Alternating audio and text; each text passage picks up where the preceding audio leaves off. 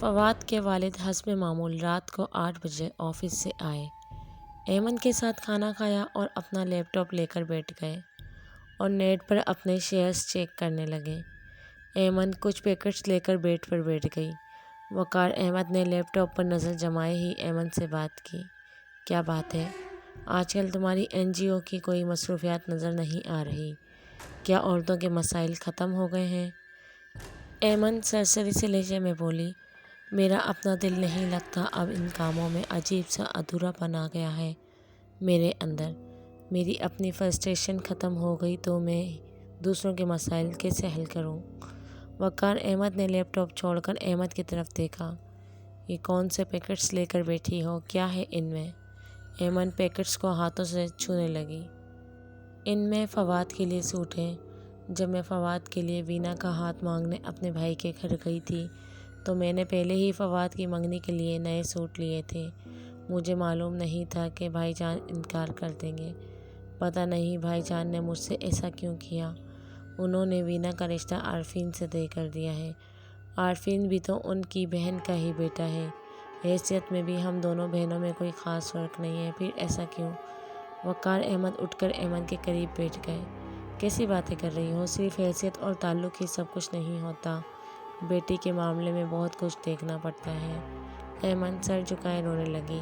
میرا فواد یہاں ہوتا تو میں جیسے تیسے بھائی کو منا ہی لیتی، میں بھی اپنے بیٹے کے ارمان پورے کرتی۔ کس قدر بضد تھا وہ وینا کے رشتے کے لیے، اور آج وینا کسی اور کی ہو جائے گی۔ اگلے جمعے وینا اور عارفین کی منگنی ہے۔ وقار احمد نے اس کے آنسو پوچھے۔ تم اس طرح پریشان مت ہو، خدا کو یہی منظور ہوگا۔ میں ابھی مایوس نہیں ہوا، انشاءاللہ ہمارا فواد ضرور واپس آئے گا اور ہم اس کے لیے وینا سے بھی اچھی لڑکی ڈھونڈیں گے۔ ایمن نے وقار احمد کے شانے پر سر رکھ دیا۔ اس کی بھیگی آنکھوں میں خواب تلملاتے رہے کہ ایک دن اس کا بیٹا واپس آئے گا اور وہ اپنے سارے ارمان پورے کرے گی۔ وینا اپنی ہونے والی ساس یعنی پھپھو کے ساتھ منگنی کے لیے شاپنگ میں مصروف تھی۔ اس کی والدہ نے عذرا کی بات رد نہ کی کہ وہ اپنی ہونے والی بہو کو خود شاپنگ کرائے گی۔ عذرا اور وینا نے پہلے بوتیک سے منگنی کا جوڑا لیا اور اس کے بعد وہ دونوں جیولر کے پاس چلی گئیں۔ وینا کو کافی دیر لگی اپنے لیے سیٹ پسند کرنے میں۔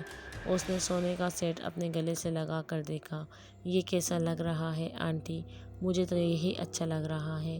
عذرا نے مسکراتے ہوئے وینا کی طرف دیکھا۔ ہاں پیارا لگ رہا ہے، پیک کروا لیتے ہیں۔ وینا بہت خوش تھی۔ فواد کو اس نے ایک کزن سے زیادہ کچھ بھی نہیں جانا تھا۔ عارفین سے بھی شادی کا فیصلہ اس کے والدین کا تھا اور وہ اس فیصلے پر خوش تھی۔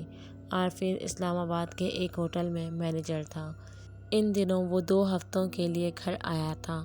منگنی کے بعد اسے واپس جانا تھا۔ عذرا اور وینا کے گھروں میں منگنی کی تیاریاں زور و شور سے ہو رہی تھیں۔ تیاریوں میں ایک ہفتہ کیسے گزرا پتہ ہی نہ چلا۔ منگنی کا دن آن پہنچا، رات کا فنکشن تھا۔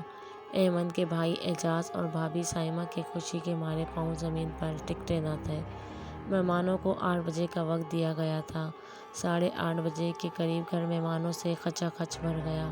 وینا بھی بیوٹی پارلر سے تیار ہو کے آ گئی مگر ابھی تک اس کے سسرال والے نہیں پہنچے تھے۔ ایمن اور وقار احمد بھی اب تک اپنے گھر میں ہی تھے۔ بیگم جلدی کرو، ہم لیٹ ہو گئے ہیں۔ وقار احمد گاڑی کی چابی گھماتا ہوا گیراج کی طرف بڑھا۔ ایمن تیار ہو کے اپنے بیڈ روم سے نکلی تو اس نے اپنے بیڈ روم کی لائٹ آف کر دی اور بیڈ روم کا دروازہ بند کر کے کچن کی طرف بڑھی جہاں ملازم کام میں مصروف تھے۔ وہ ملازم کو سمجھانے لگی، بابا گھر کا خیال رکھنا، رات کا فنکشن ہے، ہمیں دیر ہو سکتی ہے۔ جی بی بی جی آپ بے فکر رہیں، ملازم نے کہا۔ اسی دوران ایمن کے بیڈ روم کا دروازہ کھلنے کی آواز آئی۔ ایمن نے فوراً کمرے کی طرف دیکھا۔ کمرے کی لائٹ آن ہوئی۔ ایمن نے تعجب سے اپنے ہاتھ میں تھامی ہوئی بیڈ روم کی چابی کی طرف دیکھا۔ چابی تو میرے پاس ہے، تو اندر کوئی کس طرح جا سکتا ہے؟ اس کا دل تیزی سے دھڑکنے لگا۔ اسے خدشہ ہوا کہ کوئی چور اندر گھس گیا ہے۔ وہ دوڑتی ہوئی وقار کے پاس گئی۔ اس کی سانس پھول گئی۔ وہ کیا ہوا؟ وقار احمد نے پوچھا۔ اندر ہمارے بیڈ روم میں کوئی ہے۔ ملازم ہوگا۔ نہیں، وہ تو کچن میں ہے، ایمن گھبرائی ہوئی بولی۔ میں دیکھتا ہوں۔ وقار احمد نے گاڑی کا دروازہ بند کیا اور کمرے کی طرف بڑھنے لگا۔ ایمن نے اسے روک لیا۔ تم نہ دیکھو، پولیس کو فون کرو، مجھے دیکھنے دو۔ وقار احمد بیڈ روم تک گیا۔ بیڈ روم کا دروازہ باہر سے لاک تھا اور کمرے کی لائٹس بھی آف تھیں۔ وقار احمد نے سوالیہ نظروں سے ایمن کی طرف دیکھا تو ایمن بلا تعمل بولی، میں نے لائٹ آف کر کے دروازہ لاک کر دیا تھا، مگر جب میں ملازم سے بات کر رہی تھی تو اسی دوران کسی نے کمرے کا دروازہ کھولا اور لائٹ آن کر دی۔ میں دوڑتی ہوئی آپ کے پاس چلی گئی۔ وقار احمد چڑھ کر بولا، کیسی احمق و جیسی باتیں کر رہی ہو؟ چابی تمہارے پاس ہے اور تم کہہ رہی ہو کہ دروازہ کسی نے کھولا تھا۔ ملازم وقار احمد کے قریب آیا۔ صاحب جی، بیگم صاحبہ ٹھیک کہہ رہی ہیں، میں نے بھی دیکھا ہے۔ چابی دو۔ وقار احمد نے ایمن سے چابی لی اور دروازہ کھول کر کمرے کی لائٹ آن کی۔ ہر چیز اپنی جگہ سلیقے سے پڑی تھی۔ ایمن کی تسلی کے لیے اس نے نقدی اور زیور چیک کیا، سب کچھ پورا تھا۔ اس نے تحمل سے ایمن کو سمجھایا، کمرے سے کوئی چیز غائب نہیں ہوئی، اور اگر کوئی شخص کمرے سے بھاگتا تو مجھے دکھائی دے دیتا۔ تم نے کسی کو کمرے کے آس پاس یا کمرے سے نکلتے دیکھا ہے؟ نہیں، ایمن کھوئی کھوئی سی بولی۔ پھر بھی ایک دفعہ میں اور ملازم سارا گھر چیک کر لیتے ہیں۔ وقار احمد یہ کہہ کر ملازم کے ساتھ چھت پر چلا گیا۔ اس نے چھت سے سڑک پر دور دور تک نظر دوڑائی۔ اسے ایسی کوئی نشانی نہ ملی جس سے پتہ چلے کہ گھر میں کوئی آیا تھا۔ وقار احمد اور ایمن ملازم کو گھر میں چھوڑ کر وینا کی منگنی میں چلے گئے۔ وینا اپنے والدین کی اکلوتی بیٹی تھی۔ اس کی منگنی کی تقریب میں اس کے والدین نے کوئی کسر نہ چھوڑی۔ منگنی کا انعقاد میرج ہال میں کیا گیا تھا۔ میرج ہال بہت خوبصورت انداز میں ڈیکوریٹ کیا گیا تھا۔ ہال کی آرائش اور زیبائش میں تازہ پھولوں کا استعمال کیا گیا تھا، اس لیے فضا تازہ پھولوں کی خوشبو سے مہک رہی تھی۔ سبھی مہمان پہنچ گئے تھے، مگر وینا کے سسرال والے ابھی تک نہیں پہنچے تھے۔ وینا سجی ہوئی کرسی پر بیٹھی بہت خوبصورت لگ رہی تھی۔ ایمن نے وینا کو دیکھا تو اس کی آنکھیں اس کے چہرے پر ہی ٹھہر گئیں۔ وینا کو دیکھتے ہی فواد کے خیال نے اس کی آنکھیں بھر دیں۔ عذرا نے ایمن کو دیکھا تو بہن کے دل کے جذبات کو بھانپ گئی۔ وہ اس کے قریب آئی اور اس کے شانوں پر باہیں حائل کرتے ہوئے اسے وینا کے پاس لے گئی۔ وینا کے ساتھ صوفے پر دونوں بہنیں بیٹھ گئیں۔ عذرا نے ایمن کا ہاتھ وینا کے ہاتھ کے اوپر رکھا اور بہت پیار سے بولی، آپ سمجھیں عارفین ہی آپ کا فواد ہے اور یہ آپ کی بہو ہے۔ ایمن اپنے آنسو پونچھتے ہوئے مسکرانے لگی۔ خدا تمہیں اور عارفین کو ہمیشہ خوش رکھے۔ اس نے وینا کے سر پر پیار دیا اور پھر عذرا سے مخاطب ہوئی، عارفین اور اس کے والد کہاں رہ گئے ہیں؟ سب مہمان پہنچ گئے ہیں اور دونوں ابھی تک نہیں پہنچے۔ بازار سے کچھ چیزیں لینی تھیں، بس وہیں لیتے ہوں گے۔ میری بات ہوئی ہے، بس آ جائیں گے کچھ دیر تک، عذرا نے بتایا تو ایمن ہنس پڑی۔ یہ معاملے ہی ایسے ہوتے ہیں، عین وقت تک یہ چیزیں بازار سے آتی رہتی ہیں۔ لڑکوں نے ریکارڈ آن کر دیا اور پاپ میوزک پر مہور رقص ہو کے منگنی کی تقریب کو پرمزہ بنانے لگے۔ خاندان کے سب لوگوں نے تالیاں بجانا شروع کر دی۔ وہ سب ڈانس کرنے والے لڑکوں کے گرد دائرے میں جمع ہو گئے اور تالیاں بجا بجا کر ان کی حوصلہ افزائی کرنے لگے۔ وینا اپنی جگہ اکیلی بیٹھی مسکرا رہی تھی۔ وہ دائرے کی صورت میں جمع لوگوں کی طرف دیکھ رہی تھی۔ اسے لڑکوں کا ڈانس نظر نہیں آ رہا تھا۔ اس نے فیروزی رنگ کا لہنگا پہنا تھا جس پر نگینوں کا کام تھا۔ اس نے لہنگے سے میچ کر کے نگینوں کا سیٹ پہنا ہوا تھا۔ تالیاں بجاتے ہوئے لوگوں کے ہجوم میں وینا کو فواد دکھائی دیا، جس نے بادامی رنگ کی شیروانی اور پاجامہ پہنا ہوا تھا۔ شیروانی پر زرعی کا کام تھا، گویا کہ وہ دولہے کا لباس تھا۔ وینا کی سراسیمہ نظریں اس طرف ہی ٹھہر گئیں۔ فواد کا وہ سراپا وجود لوگوں میں اس طرح گزر گیا جیسے ہوا گویا ہو۔ وہ صرف وینا کو ہی دکھائی دے رہا تھا۔ لوگوں کے ہجوم میں سے نکلا تو وہ زندہ انسان کی طرح مادی وجود دکھائی دے رہا تھا۔ سنسناہٹ کے جھٹکے سے وینا کا پورا جسم تھر تھرا گیا۔ وہ جوں جوں وینا کے قریب آ رہا تھا اس کی تھر تھراہٹ بڑھ رہی تھی۔ وہ وینا کے سامنے کھڑا ہو گیا۔ وینا بھی فواد کی طرف مبہوت نظروں سے دیکھتی ہوئی کھڑی ہو گئی۔ فواد! وینا کے کانپتے لبوں سے آواز ابھری۔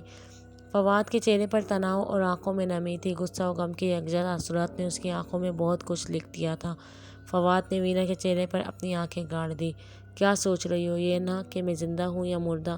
میں زندہ ہوں تمہاری خوشیوں میں، تمہارے احساسات میں، تمہارے دل میں، مگر یہ یاد رکھنا کہ اگر تم نے عارفین سے شادی کی تو میں اسے زندگی سے آزاد کر دوں گا۔ وینا کی ماں اس کے قریب آئی تو فواد کا وجود دھوئیں میں تحلیل ہو کر ہوا میں بکھر گیا۔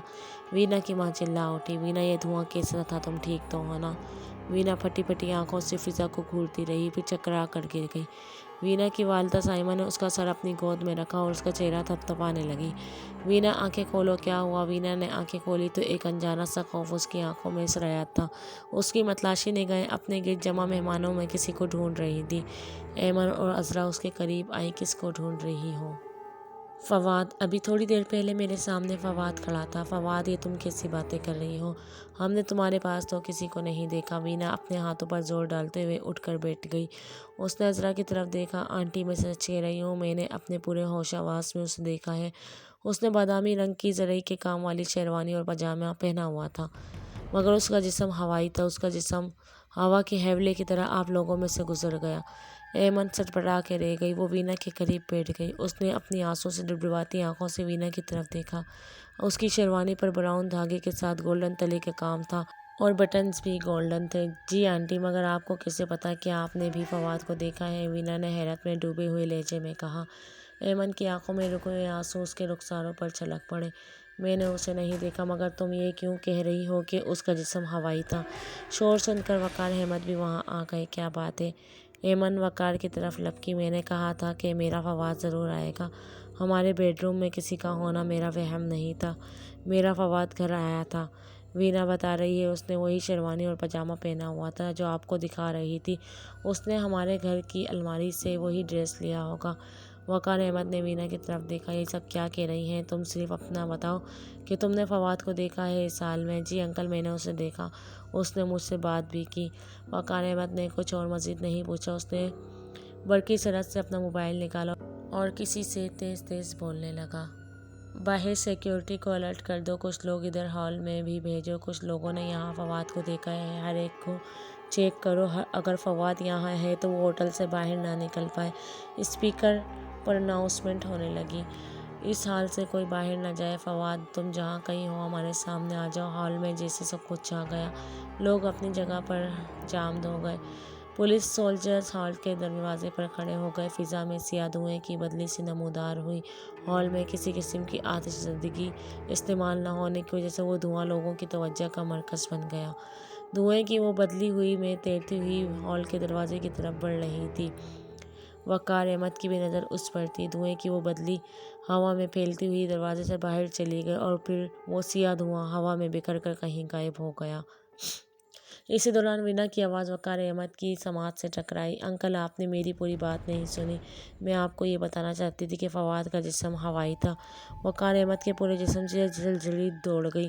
کیا کہہ رہی ہو؟ جی انکل، میرا یقین کریں، جب امی میرے قریب آئی تو فواد کا ہوائی روپ ایسے ہی سیاہ بدلی میں تحلیل ہو گیا تھا جیسی ابھی فضا میں نمودار ہوئی تھی۔ وقار احمد خاموش کھڑا وینا کی طرف دیکھ رہا تھا۔ اس کا ذہن وینا کی بات کو تسلیم کرنے کے لیے تیار نہیں تھا۔ ایمن جذباتی انداز میں وینا سے بولی، میرا فواد زندہ ہے، اس کا جسم ہوائی کیسے ہو سکتا ہے؟ تم کیسی بہکی بہکی باتیں کر رہی ہو؟ وقار احمد ایمن کے شانوں پر بازو حائل کرتے ہوئے اسے صوفے تک لے گیا۔ وینا کو کوئی وہم ہوا ہے، تم خود کو سنبھالو، ہمارا بیٹا ہمیں ضرور مل جائے گا۔ کچھ دیر کے بعد عارفین اور اعجاز بھی آ گئے۔ ان کے سامنے کسی نے فواد کی بات نہیں کی، بلکہ اس واقعے کو نظر انداز کر کے رسم کی تیاری میں مصروف ہو گئے۔ عارفین اور وینا نے ایک دوسرے کو منگنی کی انگوٹھی پہنائی۔ عزیز و اقرار اپنی دوسری رسومات نبھائیں۔ فنکشن رات گئے جاری رہا۔ دوسرے رشتہ داروں نے تو اس تقریب میں بہت انجوائے کیا، مگر وینا جس کی منگنی تھی وہ بجھی بجھی سی تھی۔ ایسی ہی حالت ایمن اور وقار احمد کی بھی تھی۔ ایک عجیب سا خدشہ ان کا سینہ چیر رہا تھا۔ رات کے 1 بجے تقریب اختتام پذیر ہوئی۔ تمام رشتہ دار اپنے اپنے گھروں کو لوٹ گئے۔ ایمن اور وقار احمد بھی اپنے گھر آئے تو ملازم نے دروازہ کھولا۔ وقار احمد نے تو باتھ روم میں کپڑے چینج کرنے چلا گیا، مگر ایمن الماری کھول کر برقعی ساعت سے کچھ ڈھونڈنے لگی۔ وہ بوکھلائی سے کپڑوں کو الٹ پلٹ کر رہی تھی۔ وہ سارے کپڑے نکال نکال کر زمین پر پھینکنے لگی۔ وقار احمد نے اپنے کف کا بٹن بند کرتے ہوئے تعجب سے ایمن کی طرف دیکھا۔ یہ کیا طریقہ ہے الماری سے کپڑے نکالنے کا؟ ایمن کو جیسے کچھ سنائی نہیں دے رہا تھا۔ وہ اپنے کام میں مصروف تھی۔ اس نے سارا کھانا خالی کر دیا، پھر الماری کے باقی کھانوں سے کپڑے نکال نکال کر باہر پھینکنے لگی۔ اس نے ساری الماری خالی کر دی اور پھر اپنے دونوں بازو سیدھے کر کے اپنے ہاتھ اکڑا لیے اور گلوگیر لہجے میں بولی، وہ بادامی شیروانی الماری میں نہیں ہے جو میں نے فواد کے لیے خریدی تھی۔ میرا بیٹا فواد گھر آیا تھا، اس نے یہاں سے وہ شیروانی لی اور زیب تن کی۔ کیسی باتیں کر رہی ہو ایمن، خود کو سنبھالو۔ وقار احمد نے ایمن کو شانوں سے پکڑتے ہوئے صوفے پر بٹھا دیا۔ ایمن نے اپنی بھیگی ہوئی آنکھوں سے وقار احمد کی طرف دیکھا۔ ویرا نے تو وہ شیروانی نہیں دیکھی تھی، تو پھر کیسے اس نے بتایا کہ فواد نے بادامی شیروانی پہنی تھی اور اس پر براؤن دھاگے اور گولڈن تلے کا کام تھا۔ وقار احمد سوچ میں پڑ گیا۔ یہ سب باتیں اس کی سمجھ سے بالا تھی۔ اس نے ایمن کے بالوں کو سلایا۔ خدا پر بھروسہ رکھو، جاؤ جا کے چینج کر لو۔ ایمن دھیرے دھیرے قدموں سے چلتی ہوئی باتھ روم تک پہنچ گئی۔ وقار احمد کے ذہن میں وینا کا جملہ بار بار گونج رہا تھا۔ انکل فواد کا جسم ہوائی تھا، اس کا جسم سیاہ دھوئیں میں تبدیل ہو گیا تھا۔ وقار احمد کے ذہن میں سیاہ دھوئیں کی اس بدلی کا خیال بھی آنے لگا۔ پھر اس کا ذہن ماضی کے دریچوں سے کسی بات کو دہرانے لگا۔ جب چرس بھرے سگریٹ پینے پر وقار احمد نے فواد کے چہرے پر زناٹے دار تھپڑ رسید کیا تھا تو چیخ کر بولا تھا، ڈیڈی، اس دھوئیں میں کبھی آپ کا بیٹا بھی دھواں ہو جائے گا۔ اس خیال سے اس کے جسم میں جھلجھلی دوڑ گئی۔ اس نے دونوں ہاتھ دعا کے لیے اٹھائے، یا اللہ، جو میں سوچ رہا ہوں وہ نہ ہو، میرا بیٹا زندہ ہو۔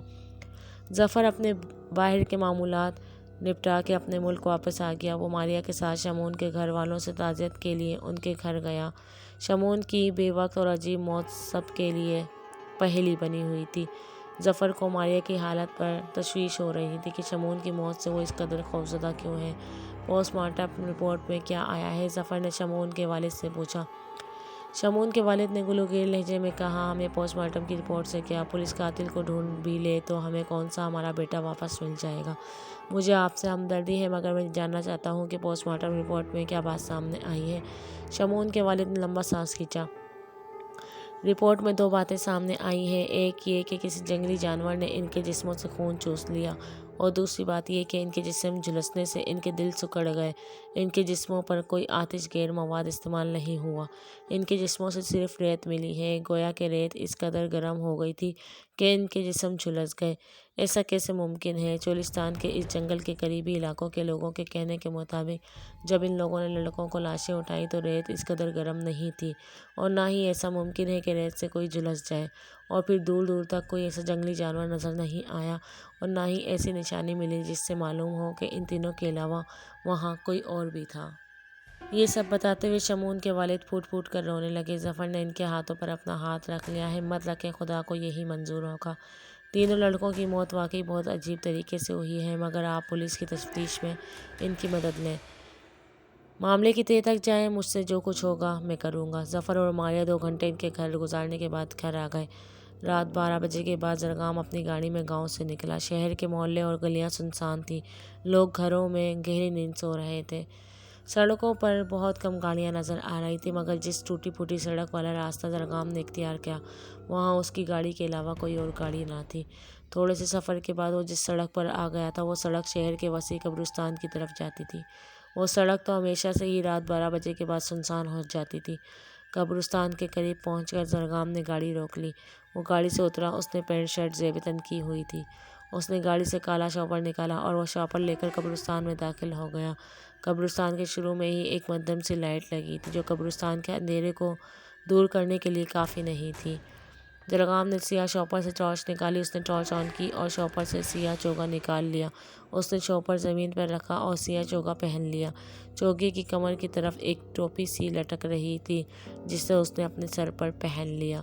سیاہ گاؤن کے ساتھ لگی ہوئی اس ٹوپی نے نہ صرف اس کے سر چھپا دیا بلکہ اس کی آنکھوں تک لٹکنے لگی۔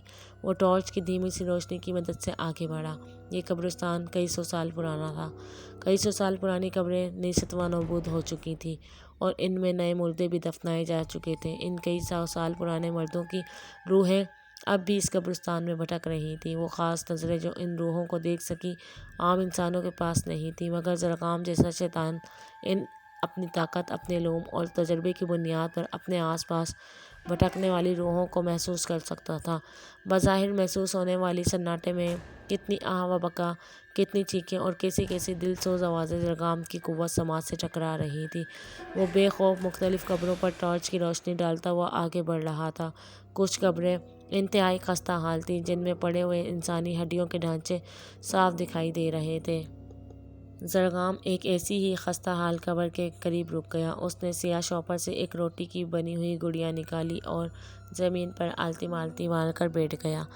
اس نے کھرپے کی مدد سے خستہ حال قبر کے پاس تھوڑی سی زمین کھودی اور اس گڑیا کو زمین میں اس طرح دفن کیا کہ اس کا سر باہر رہ گیا، باقی دھڑ مٹی میں دفن ہو گیا۔ اس نے لوہے کی ایک پن لی اور اس گڑیا کے ماتھے پر گھسیڑ دی۔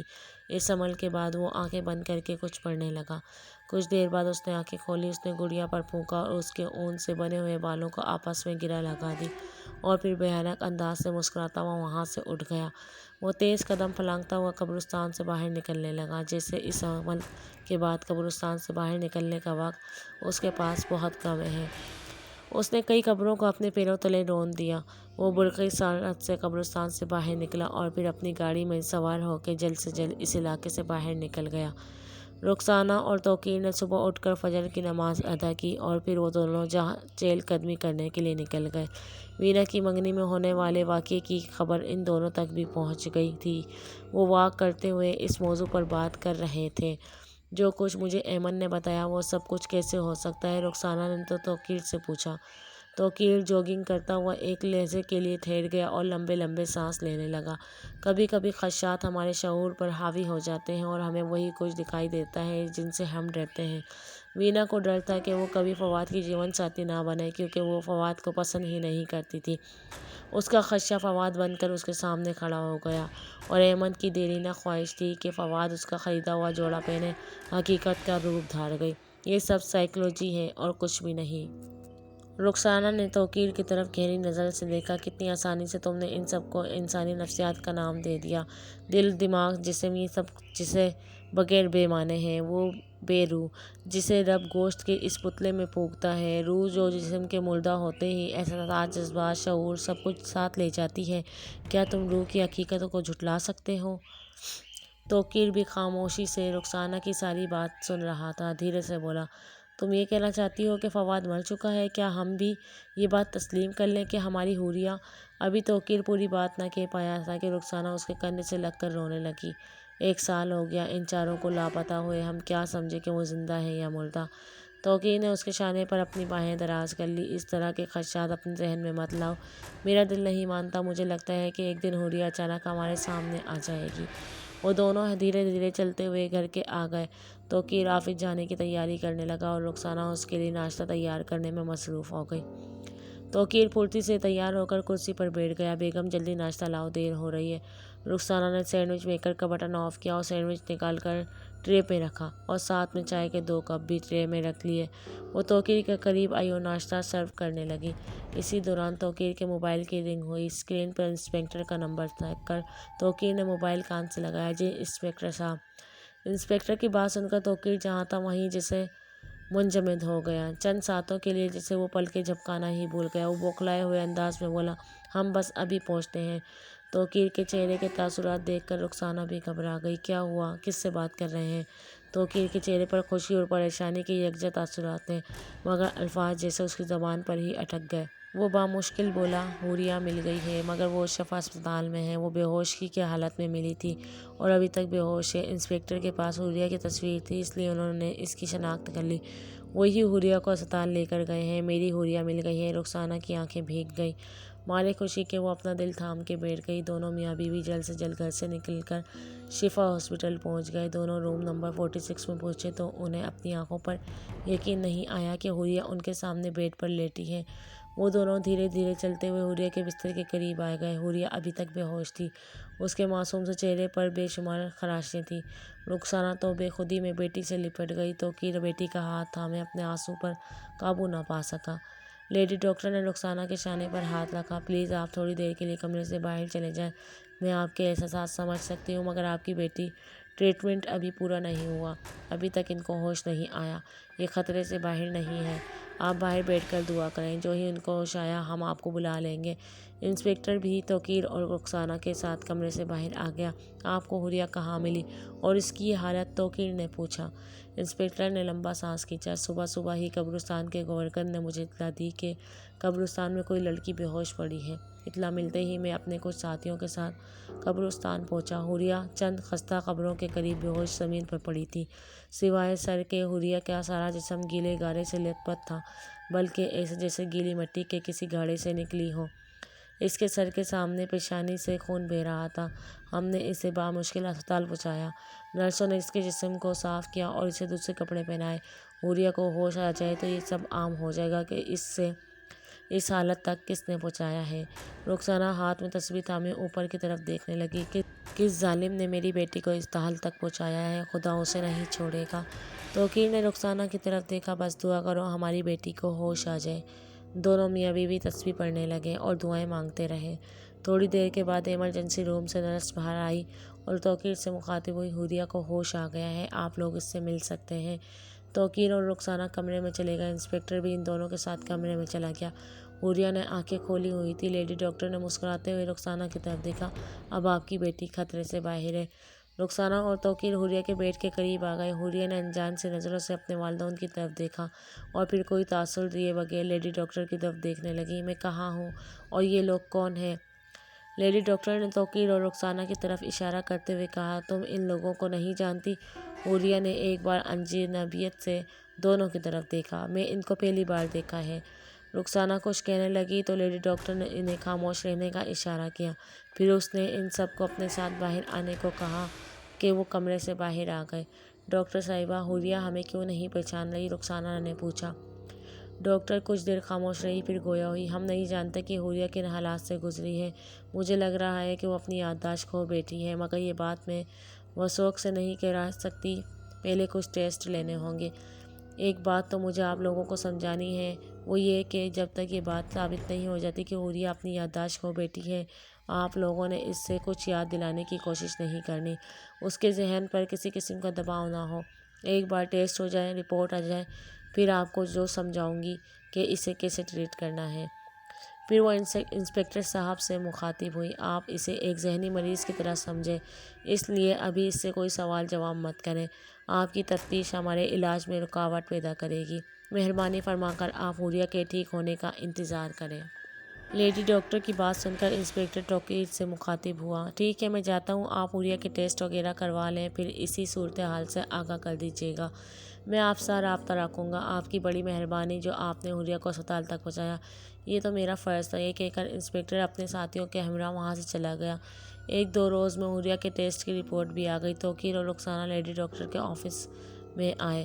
آ جائیں بیٹے۔ پھر وہ رپورٹس ان کی طرف بڑھاتے ہوئے بولی، حوریہ کی ذہنی حالت بالکل ٹھیک ہے، اس کا یہ برتاؤ تشویشناک ہے، مگر یہ بھی سچ ہے کہ اسے کچھ یاد نہیں، شاید اس کی یہ حالت عارضی ہو، کچھ روز آپ کے ساتھ گزارنے کے بعد اسے شاید سب یاد آ جائے، اس لیے یہ بہتر ہوگا کہ اسے ساری صورتحال سے آگاہ کر دیا جائے، پھر اسے اپنے ساتھ گھر لے جائیں۔